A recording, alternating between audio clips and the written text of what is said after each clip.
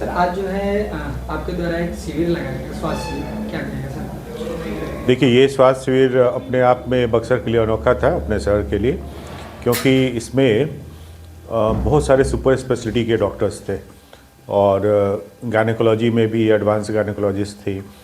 तो सारे पटना से आए थे और सभी काफ़ी बिजी डॉक्टर हैं वहाँ पे, काफ़ी रिक्वेस्ट करने के बाद आए थे। तो उस पॉइंट ऑफ व्यू से हमको लगा कि थोड़ा ख़ास था कि एक ही जगह पे आपको सारे स्पेशलिटी के डॉक्टर मिल गए और उसका नतीजा ये रहा कि काफ़ी बड़ी संख्या में लोग आए और इस सुविधा का लाभ उठाए। इसमें किस किस रोगों की अगर बात करें सर, तो कौन कौन से डॉक्टर आए थे और क्या क्या रोगों का निदान यहाँ पे किया है? गैस्ट्रोएंटरोलॉजिस्ट में 2 डॉक्टर थे, कार्डियोलॉजिस्ट में डॉक्टर निशांत त्रिपाठी काफ़ी फेमस डॉक्टर हैं वहाँ बिहार के पटना में, वो थे। डर्मेटोलॉजी में कुणाल थे, ऑर्थोपेडिक्स में भी डॉक्टर एस.पी. गुप्ता थे और भी एक डॉक्टर थे। इसके अलावा गायनी में भी काफ़ी स्पेशलिस्ट डॉक्टर थी।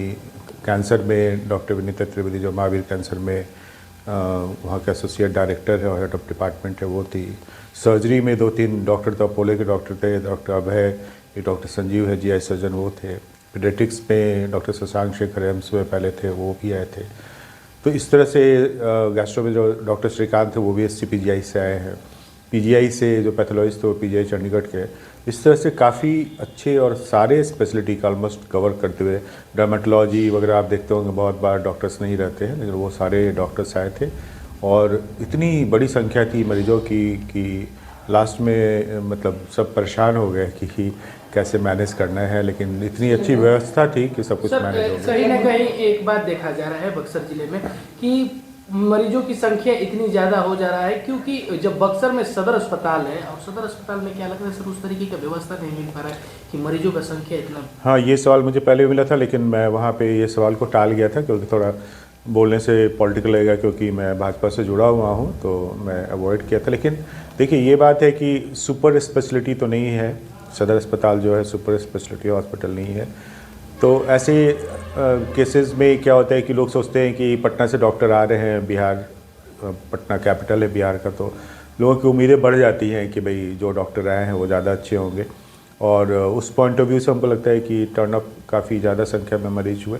अब जैसे गैस्ट्रोएंटरोलॉजी में ही मेरा डिपार्टमेंट है, मैं जान रहा हूँ यहाँ कोई गैस्ट्रो का डॉक्टर नहीं। तो कितने मरीजों के जो है यहाँ पे जाँच कर दी गई? देखिए, अभी जब मैं एक बार मैं रिपोर्ट ले रहा था तो करीब 3000 पेशेंट्स का डेटा हमको मिल गया था। उसके बाद अपडेट नहीं है मेरा कि उसके बाद कितने संख्या में लोग आए। तो काफ़ी बड़ी संख्या में वो पूरा मैदान जो है करीब हाफ ऑफ वो बिग जो ग्राउंड है कवर हो रहा है। नेक कार्य आप कर रहे हैं और सियासी गलियारों में आपकी चर्चा होनी शुरू हुई, सर क्या कहेंगे? देखो, कुछ आप काम करते तो लोग मतलब तो निकालते ही हैं कि भाई ये काम क्यों हो रहा है, लेकिन एक होता है, एक एज के बाद में आदमी समाज सेवा में ज़्यादा लग जाता है। हम लोग ऐसे भी समाज सेवा करते हैं, हम लोग रोटरी क्लब होता है तो उसके भी हम लोग एक क्लब के प्रेसिडेंट रह चुके हैं पटना में और काफ़ी काम हम लोग किया उसके थ्रू भी। तो अभी मौका मिला है, काम हम लोग कर रहे हैं। अभी क्या है कि थोड़ा चुनावी दौर आ गया है तो हर चीज़ का रिफ्लेक्शन होता है।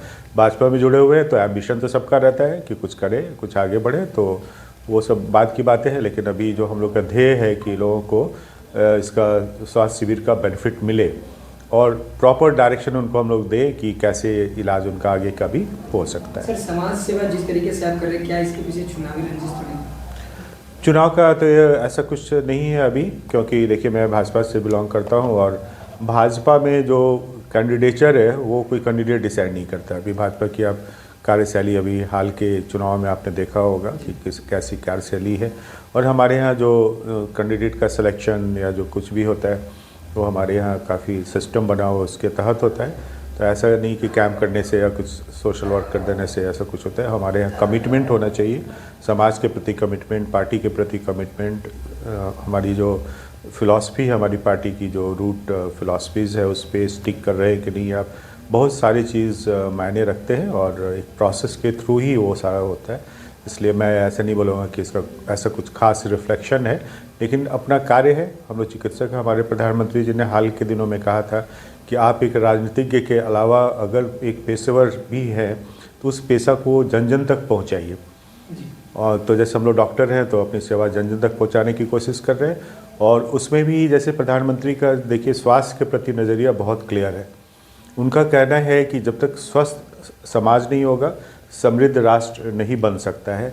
और उनका एक विज़न है कि 2047 तक में भारत को एक विकसित राष्ट्र बनाया जाए। विकसित राष्ट्र तभी बन सकता है जबकि वहाँ की स्वास्थ्य व्यवस्था ठीक हो, क्योंकि किसी को गरीबी की रेखा के ऊपर आप लाते हैं और जैसे ही फैमिली में कोई बीमार पड़ता है तो चिकित्सा सेवा हर जगह कितनी महंगी होती है कि फिर से वो बिलो पॉवर्टी लाइन चले जाते हैं। इसके लिए उन्होंने तरह तरह के कार्यक्रम लाए। लोग बहुत ठीक से समझे नहीं समझे, लेकिन शुरू में उन्होंने स्वच्छता अभियान लाया, आपने देखा, फिर उज्ज्वला लाया। उससे क्या, वो प्रिवेंटिव मेडिसिन था। प्रिवेंटिव मतलब कि बीमारी को रोकथाम करने में वो कार्यक्रम बहुत कार्य किया वो। और हमारे तो गैस्ट्रो में करीब 60 to 80% डिजीज़ जो होता है कम्युनिकेबल डिजीज़ होता है, तो बहुत अच्छा रहा कि उससे बहुत सारी बीमारियां कम हुई। COPD या आज़मा वगैरह जो देखते हैं आप, वो माताओं बहनों में वो काफ़ी कम हुआ। उसके बाद उन्होंने आयुष्मान कार्ड योजना लाया ना, ये देखिए ये बहुत ही इफ़ेक्टिव योजना था। इसको एक तरह का इंश्योरेंस स्कीम आप बोल सकते हो और वर्ल्ड का लार्जेस्ट इंश्योरेंस स्कीम रहा। इसमें WHO बहुत दिनों से, जब हम लोग स्टूडेंट थे तभी से प्रयास कर रहा है कि वर्ल्ड हेल्थ फॉर ऑल का कॉन्सेप्ट जो है वो WHO टारगेट फिक्स करता है और 10 साल पे बढ़ाते जाता है। उसको एक झटके में अपने विजन से प्रधानमंत्री ने सॉल्व कर दिया है, क्योंकि हमारी जो 36% around population below poverty line है, उसके लिए उन्होंने आयुष्मान योजना ला दी। ये आयुष्मान योजना जो है वो 5 लाख रुपीज़ पर फैमिली है, तो एक साल में काफ़ी है इतना। इसके अलावा उन्होंने सस्ती दवाइयाँ जन औषधि के द्वारा कर दी। उसके अलावा स्टेंट, कार्डियक स्टेंट हो या महंगी दवाइयाँ हो या आपके कैंसर की दवाइयाँ हो, उसके भी रेट उन्होंने कंट्रोल किए।